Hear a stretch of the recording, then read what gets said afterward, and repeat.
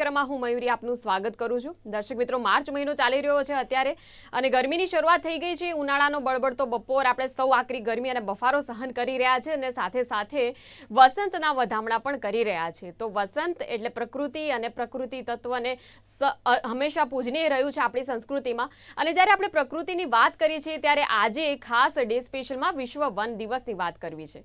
તો વન, પર્યાવરણ, જંગલો એ આપણી કુદરતી જે સંપત્તિ છે અત્યંત મહત્વની મૂલ્યવાન સંપત્તિ છે અને ક્યાંક આ સંપત્તિનું જતન કરવામાં આપણે સતત અત્યારના સમયમાં ક્યાંક પાછા જઈ રહ્યા છે, ક્યાંક આપણે નિષ્ફળ જઈ રહ્યા છે એવું ચોક્કસપણે કહી શકાય।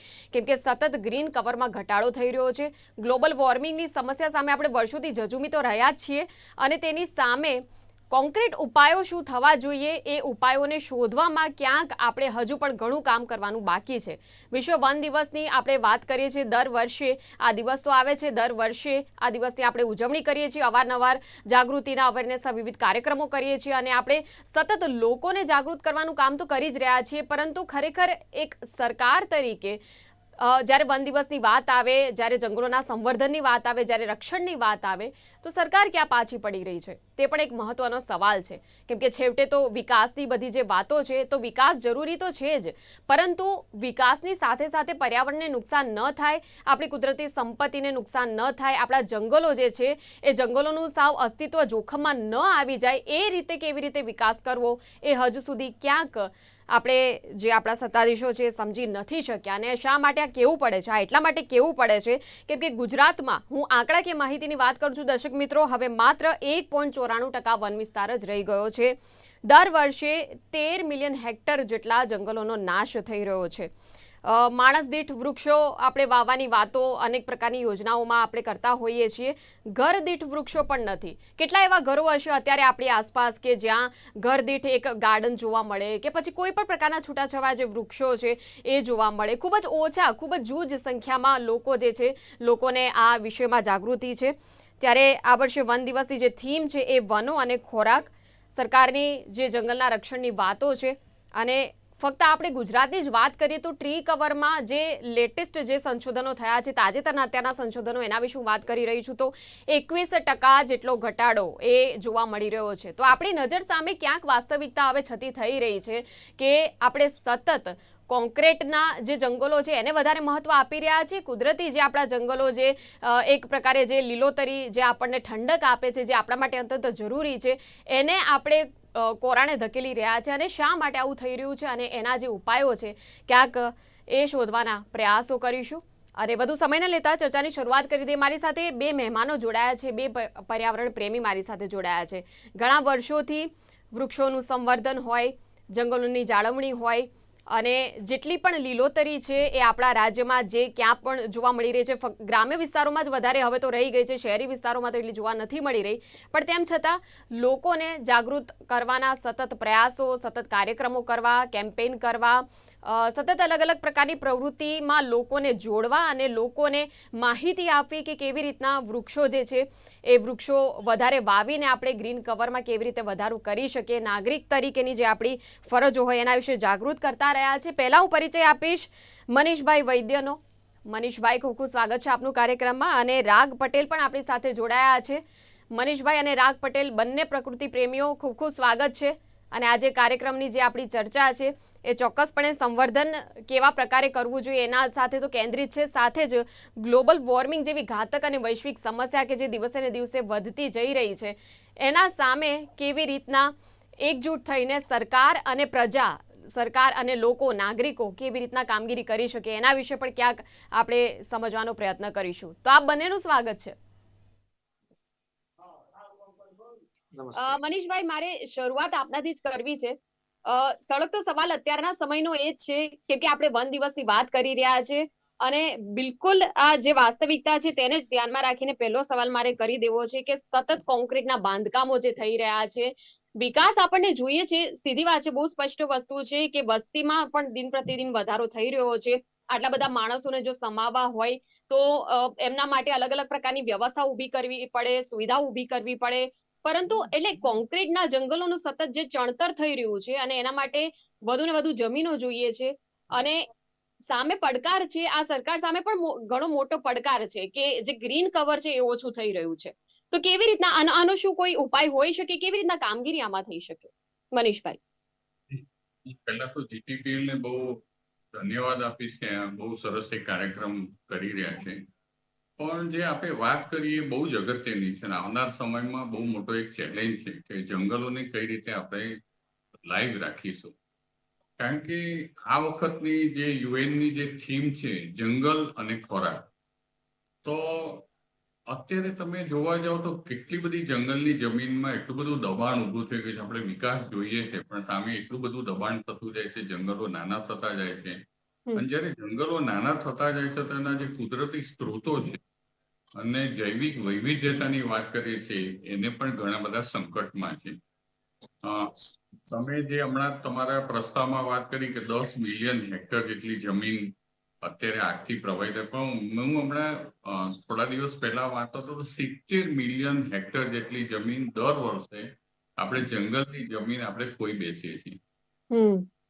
જંગલ ફક્ત એક આપણને ફક્ત એક ચોખ્ખી હવા નથી આપતું, પણ માણસ સિવાય પણ ઘણી બધી પ્રકૃતિના જે બીજા ઘટકો છે એટલું બધું આપણને જે ત્યાંની લાઈફ આપે છે, જેમાં જળાશયોનું ત્યાંથી નીકળતા હોય છે. 85% જળાશયો ત્યાંથી જે જંગલો આધારિત છે. હું દુનિયાની વાત કરું છું, ફક્ત ગુજરાતની વાત નથી કરતો.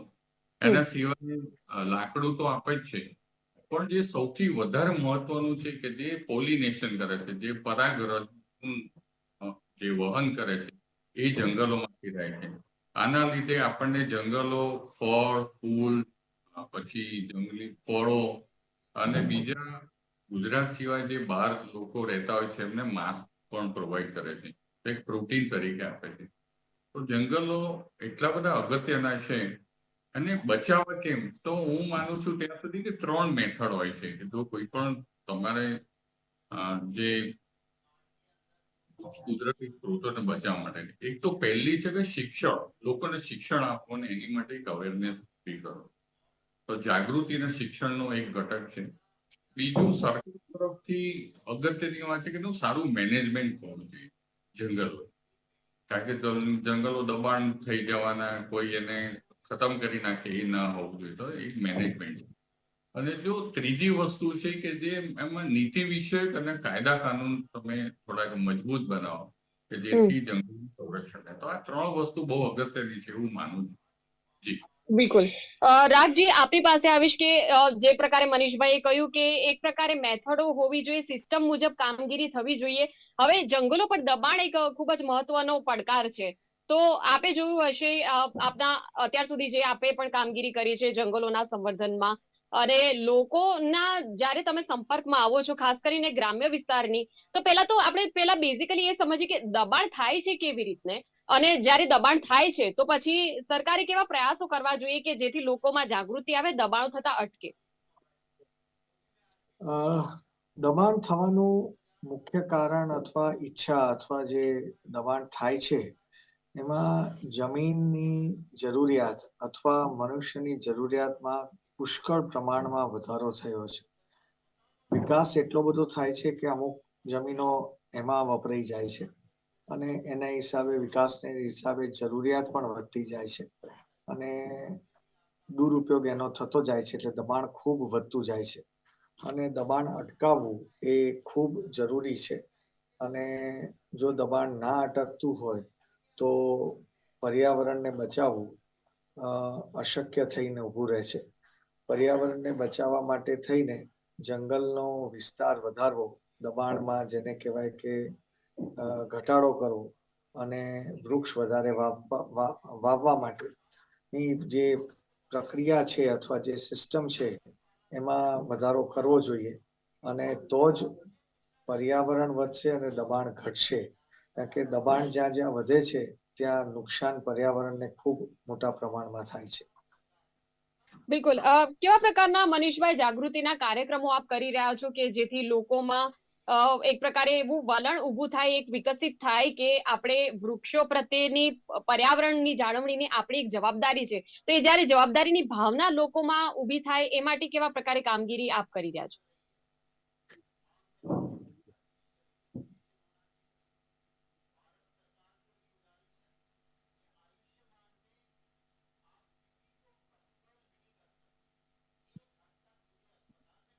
મનીષભાઈ, આપ મ્યુટ પર છો લગભગ.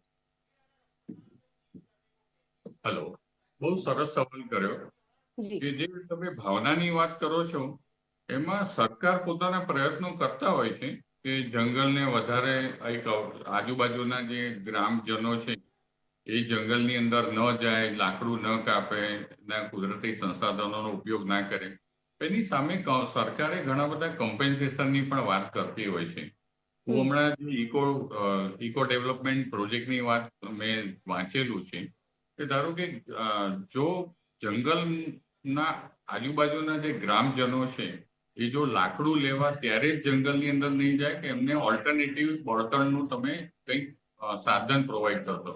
ધારો કે તમે ગેસ આપી શકો કાં તો કેરોસીનની ત્યાં છૂટ આપી શકો, તો શું થાય કે લાકડું લેવા માટે નહીં જાય. આજુબાજુના જે ગ્રામજનો છે એને રોજગારી પૂરી પાડવી પડશે. તો એ જે જંગલ આધારિત જે લોકો છે એમને તમારે બીજે વાળો પડશે. આ થઈ એક એમના સિક્યોરિટીની વાત કે લાઈફ સિક્યોરિટી. ઘણીવાર ઘણા સરકાર આજુબાજુના ગામડાઓમાં વૃક્ષારોપણ કરતા હોય છે, એની જાગૃતિ વધારતા હોય છે. પણ સૌથી વધારે ભયજનક જે વાત એ છે કે આવનાર પેઢીને તમે આ બધું શીખવાડો છો ખરા, પણ જ્યારે સરકાર કોઈ પણ વિકાસના કામ માટે જ્યારે જંગલની જમીન ઓછી કરી નાખે છે અથવા એને પ્રોવાઈડ કરે છે ત્યારે બહુ ખોટો મેસેજ લોકોમાં જાય છે. અને ત્યારે એવી એક મેસેજ બહાર આવે છે કે સરકાર ખાલી પ્રોજેક્ટો જ કરે છે. એક બાજુ જે જાગૃતિ લાવે છે ને બીજી બાજુ જંગલની જમીન ઘણા બધા ઇન્ડસ્ટ્રીઝ વાળાને કાં તો બીજા હેતુફેર કરીને આપી દેતા હોય. તો આવું ના થવું જોઈએ. હું એવું પર્સનલી માનું છું. જ્યારે જંગલમાં તમારી ઈચ્છા શક્તિ હશે સરકારની તો જ જંગલ વધશે.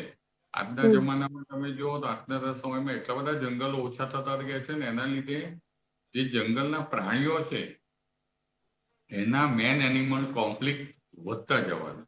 તો જંગલના પ્રાણીઓ પણ બહાર આવશે. ઘણી બધી પ્રજાતિના પક્ષીઓ હવે અસ્ત થવા લાગે. તમે ઘોરાડની વાત કરું તો જે નલિયાની અંદર જે ઘોરાડ ગુજરાતની અંદર જે ઘોરાડ થાય છે એનું બહુ જ ખરાબ ડેટા છે કે ફક્ત 2 જ ઘોરાડ બચ્યા છે જેને કહેવાય છે ગ્રેટ ઇન્ડિયન બસ્ટાર્ડ, અને બંને ફિમેલ. કેમ? કારણ કે આપણે જંગલની અંદર આપણે બહુ બધા ડેવલપમેન્ટ કર્યા, ત્યાં પવનચક્કી કાઢી, રસ્તાઓ કાઢ્યા, હાઈ ટેન્શન વાયર કાઢ્યા, તો એ લોકો ક્યાં જશે? તો જંગલને બચાવવું ફક્ત આપણી માટે જ નહીં, પછી ઓવરઓલ જે જૈવિક વૈવિધ્યતા છે અને કુદરત સ્ત્રોતો છે એની માટે જંગલ બચાવવું બહુ જરૂરી. બિલકુલ. અહીંયા આપણે શહેરી અને ગ્રામ્ય એમ બંને રીતે આપણે વાત કરીએ તો ગ્રામ્ય વિસ્તારમાં આમ કહી શકીએ કે થોડું ઘણી હજુ પણ લીલોતરી જોવા મળે છે. જ્યારે પણ અને કહેવાય છે ને કે હવે તો શહેરી વિસ્તારના જે લોકો છે એ જ્યારે રજાઓ ગાળવા માટે ગ્રામ્ય વિસ્તારોમાં જતા હોય કે થોડી ઘણી લીલોતરીના દર્શન થાય, આંખને થોડી ઠંડક પહોંચે. તો હવે શહેરી વિસ્તારની જે અત્યારે હાલત છે એ આપણે હાલતમાં થોડોક સુધાર લાવવો હોય, જો ગ્રીન કવર જો ઓછું થયું છે એમાં હવે થોડોક આપણે વધારો કરવો હોય તો એમાં કેવી રીતે કામગીરી થઈ શકે? શહેરીજનો ફક્ત અવેરનેસ સિવાય બીજું કંઈ નહીં કરી શકે, કારણ કે એ લોકો ગામડામાં નહીં જાય.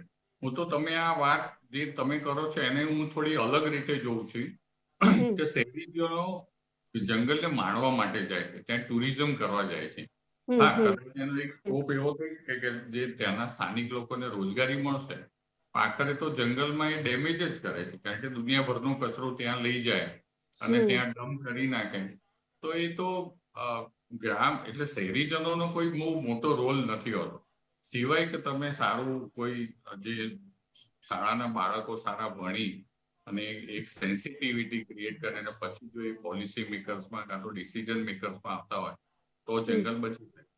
બાકી તો બીજા આગળના કોઈ એવા મોટા સ્કોપ લાગતા નથી કે જંગલ શહેરીજનો બચાવતા. જી બિલકુલ. રાજજી, આપણે સૌથી પહેલા જ્યારે આપણે પ્રયાસો કર્યા, આપને એવો વિચાર આવ્યો કે આ પ્રકારે જંગલોના સંવર્ધન માટે કામગીરી કરવી છે, તો એ સમયગાળો અત્યારે જે આપ જોઈ રહ્યા છો વર્તમાન સમય કેવો ફેરફાર આપ અનુભવી રહ્યા છો? કેવું પરિવર્તન આવ્યું છે અત્યારના સમયમાં? એવું કહી શકાય કે આપણે જોખમ જે છે ગ્લોબલ વોર્મિંગનું એ વધારે ને વધારે ગંભીર થયું છે?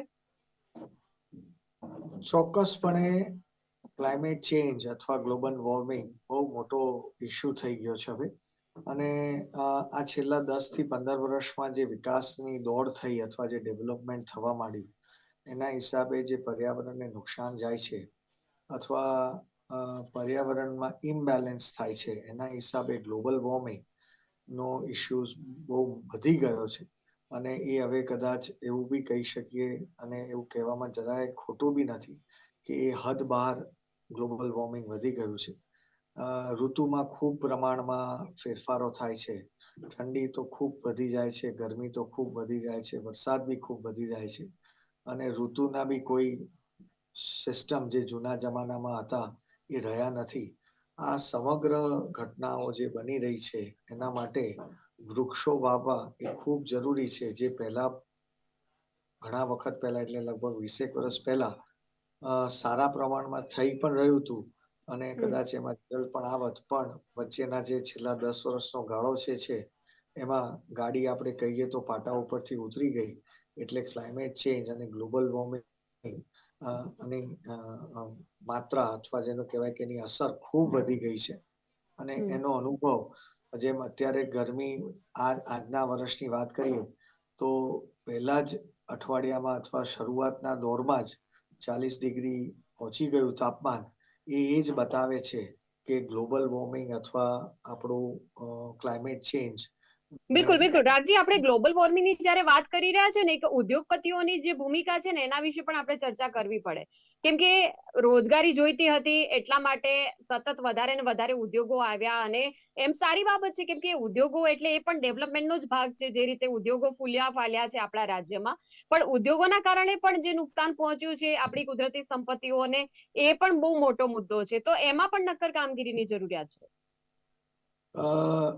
વિકાસ જ્યારે કરીએ, જેમ આપણે કહ્યું એમ કે ઉદ્યોગોનો ખૂબ વિકાસ થયો છે અને રોજગારી પણ મળે છે, પણ એની સાથે પર્યાવરણને નુકસાન પણ ખૂબ મોટા પ્રમાણમાં થાય છે. એટલે આ ઉદ્યોગપતિઓએ અથવા મોટા મોટા જે ઇન્ડસ્ટ્રીઝ હોય, એ લોકોએ મોટા મોટા પ્લોટ્સમાં પ્લાન્ટેશન કરી અને પર્યાવરણને બચાવવા માટેના પ્રયત્નો ખૂબ વધારી દેવા જોઈએ. CSRમાં કંપની પ્લાન્ટેશન અથવા ગ્રીન કવર વધારે એવા પ્રોજેક્ટ્સ કરે, અને તો જ ક્લાઇમેટ ચેન્જ અથવા ગ્લોબલ વોર્મિંગને ઘટાડી શકાય અથવા એની અસર ઘટાડી શકાય અને એનો લાભ સીધો પર્યાવરણને જ થાય. એ બહુ મોટી વસ્તુ છે. હવે આજ સ્વૈચ્છિક રીતે ઇન્ડસ્ટ્રીઝ અથવા કોર્પોરેટ મોટા આમાં જોડાય આ કાર્યમાં, અને સરકારને મદદ કરે અને પર્યાવરણને પણ મદદ કરે તો બહુ મોટા પ્રમાણમાં લાભ બધાને જ મળી શકે. સાથે સાથે રોજગારી પણ એ લોકો પ્રોવાઈડ કરે છે. તો પર્યાવરણને બચાવવાના બી પ્રયત્નો કરતા રહે, એવી મારી એક અપીલ તમારા થકી દરેક કોર્પોરેટને અને ગુજરાતના દરેક ઇન્ડસ્ટ્રીયાલિસ્ટ માટેની છે. બિલકુલ મનીષભાઈ, રાગજી સાથે જે પ્રકારે વાત થઈ કે ઉદ્યોગપતિઓની જે ભૂમિકા હવે સ્વૈચ્છિક જવાબદારી સમજે એવી શક્યતા તો ઘણી ઓછી લાગી રહી છે. એવું કંઈક થઈ શકે, કોઈ એ પ્રકારની સિસ્ટમ કે જેમાં ઉદ્યોગપતિઓ અને સરકાર મળીને કામગીરી કરી શકે? કેમ કે છેવટે તો વ્યવહારો કેવા પ્રકારના હોય છે કે ઉદ્યોગપતિઓને જમીન જોઈતી હોય છે અથવા તો સરકારના પ્રોજેક્ટ હોય છે, એ તો આખી અલગ વસ્તુ છે. પણ તેમ છતાં કેમ કે એમને પણ એમનો જે કંપની છે એમનો વિકાસ કરવો છે, અને એના ઇન્ડસ્ટ્રી જે છે એનો પણ વિકાસ કરવો છે, ને એટલા માટે એમને જમીનો જોઈતી હોય છે. CSR ની એક જે આખી પ્રવૃત્તિ છે, પણ એમાં પણ ઘણી કંપનીઓ CSR ના નામે ઘણા દંભ કરતી હોય એવું પણ સામે આવ્યું છે. હવે કોઈક એવા પ્રકારની સિસ્ટમ બેસાડવી જોઈએ કે જેથી જે ઉદ્યોગપતિઓ છે એમને ફરજિયાતપણે પર્યાવરણના જતનની કામગીરી કરવી પડે. બહુ સાચી વાત છે કે CSR એક બાજુ છે, એનાથી કદાચ ડેવલપમેન્ટ અને થોડા લોકોને રોજગારી જોવા મળી શકે.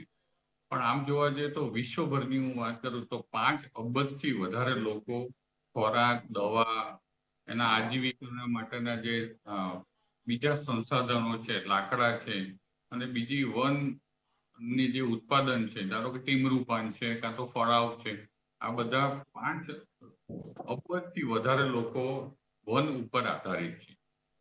હવે હું તમને CSR ની કાં તો ઉદ્યોગોની વાત કરું તો એ કેટલા હશે? બહુ ઓછા. અને એ તો પોતાની કામગીરી જ્યારે બતાડે છે, આવું કરે છે, પણ એની સામે સરકારની જોડે બાર્ગેનિંગ કરીને કેટલું બધું જમીનો અને કેટલું પ્રદૂષણ ફેલાવે છે. આને સમજવાની જરૂર છે. CSR નો વિરોધી કાં તો ડેવલપમેન્ટનો વિરોધી નથી, પણ જે રીતે ટ્રેન્ડ ચાલી રહ્યો છે CSR ને બતાવીને તમે એની લેન્ડ લઈ લો, તમે એનું પાણી ભૂગર્ભમાંથી કાઢી લો અને એ જે એફ્લુઅન્સ બધા બહાર કાઢે, આ બધું અને ક્યાં જશે? નદીઓ પણ મોટી સંખ્યામાં પ્રદૂષિત થઈ રહી નદીઓ છે. પણ અત્યારે તો હમણાં છેલ્લે તમને ખબર છે કે 3 વર્ષ પહેલા ઇન્ડિયાની એક પણ નદી પીવાલાયક તો નથી, પણ સાબરમતી નદી વિશે આવેલું કે સાબરમતી નદી મોસ્ટ પોલ્યુટેડ હતી. ઠીક છે, એ વાત કરીએ છીએ આપણે, એ અલગ છે. પણ અત્યારે જે બીજો મોટો થ્રેટ થઈ રહ્યો છે જે આ સમયની અંદર છે કે જે જંગલોની અંદર આગ લાગે છે. તમે આ ઉનાળો આવ્યો એટલે ફોરેસ્ટ ફાયર ને એકદમ ત્યાં આગળ સ્ટેન્ડ બાય રહેવું બહુ જરૂરી છે. અને જે આગ લાગે છે એના ઘણા બધા કારણો જે માનવ સર્જિત પણ હોય છે અને નેચરલી પણ હોય છે. પણ આગને પણ કંટ્રોલ કરવો બહુ જ જરૂરી છે, કારણ કે આગથી પણ હજારો હેક્ટર ગુજરાતની અંદર કાં તો ઇન્ડિયાની અંદર જમીન બળી જાય છે. તમે ઉત્તરાખંડમાં જે 2-3 વર્ષથી સતત આગ લાગે છે, તો લોકો પણ લગાડતા હોય છે એની જમીન ઇમ્પ્રુવ કરવા માટે ને આ બધું. તો આને એક તો ફોરેસ્ટ ફાયરને બહુ એલર્ટ કરવો પડે. આજુબાજુના જે ગામના લોકો છે એમને ફોરેસ્ટ ફાયર કાં તો એન્ક્રોચ માટેની એક નવું શિક્ષણ આપવું પડશે. જો જંગલો નહીં હોય તો આપણું અસ્તિત્વ નથી. આ લોકોને સમજાવવું પડશે અને એક સંવેદનશીલ એક પેઢી ઊભી કરવી પડશે, તો જ બિલકુલ. આપણે આગળ ચાલીશું. જી ચોક્કસ. ખૂબ જ સરસ જવાબ મનીષભાઈ અને રાગજી.